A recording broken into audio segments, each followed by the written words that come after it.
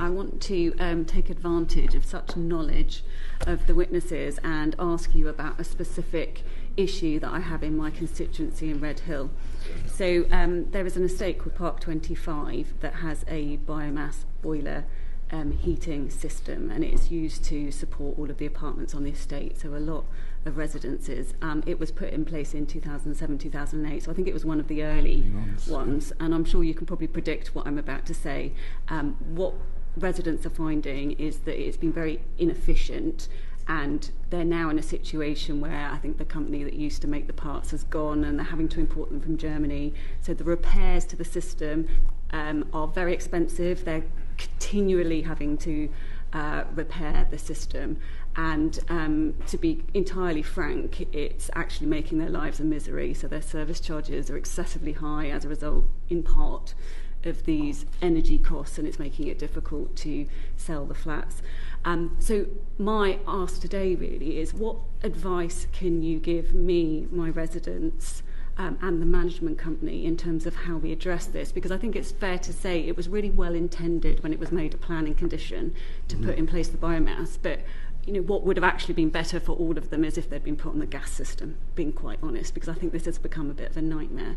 Would you be able to give me some advice? To hear about this and the impact on your constituents. Two things we're doing. I've got general and a specific. The general thing that's happening is we're introducing regulation to protect consumers of heating networks like this.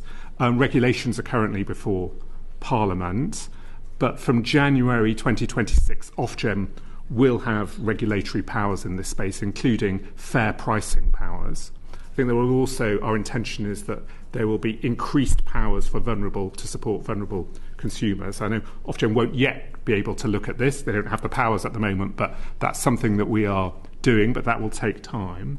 The second thing I know about the specifics of this case is the heat network has received a grant from us to fund a study into optimising the network to see if if it can be made more efficient. My understanding is that study is not yet reported, but that was the first piece of information that we need. Now, I cannot overcommit on this because it depends on the outcome of this study, but the department does have some capital grants that can be used in some circumstances, but I don't know enough about the details to give any sort of hint of eligibility or whether ultimately that will be appropriate.